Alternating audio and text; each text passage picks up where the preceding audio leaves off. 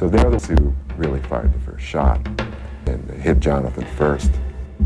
And a lot of the shooting inside the van was done by the assistant district attorney at the time, Gary Thomas. When one of the convicts went down, the gun fell on the floor, he picked it up and started firing, killing the other inmates inside. When the gunfire ended, Jonathan Jackson, William Christmas, and James McLean were dead. Ruchelle McGee was wounded, as was one of the female jurors. Assistant DA Gary Thomas suffered a gunshot to his spinal cord and would be paralyzed from the waist down for life.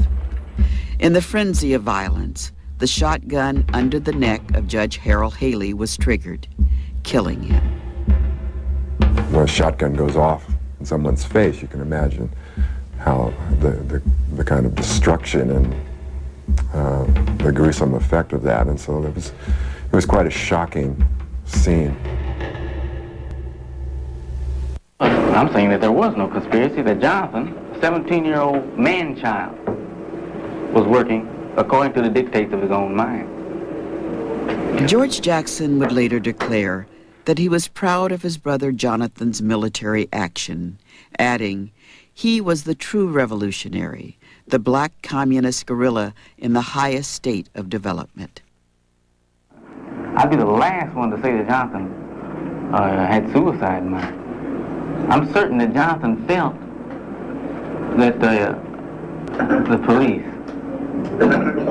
would have some concern, would give some concern to the lives of those 5 civilians.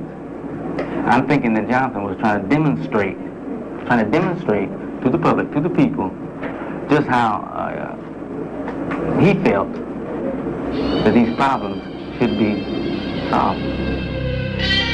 I think that he was led to believe that it was possible, even by George himself. I think George encouraged this.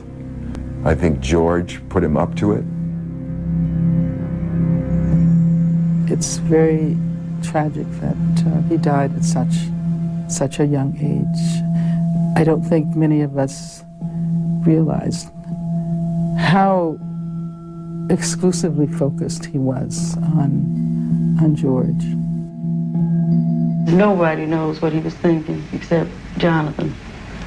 But I think he did it for love of his brother and his country. He was trying to wake the people in this country up to the fact that black people had nothing.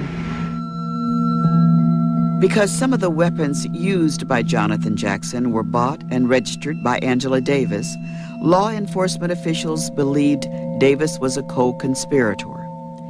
Davis fled and became a fugitive from justice, the object of a nationwide manhunt by the FBI. Her wanted poster listed charges of murder, kidnapping, and conspiracy.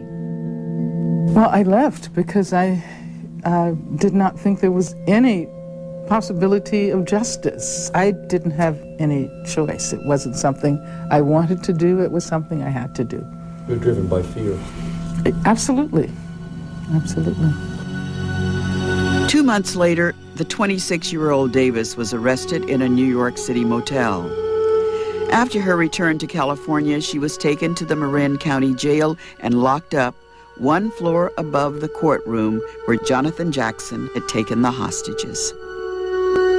The Jonathan Jackson thing put us on the alert to specifically reinforced our belief that there are people out there, radicals out there, willing to do most anything in order to make their point or to free George Jackson.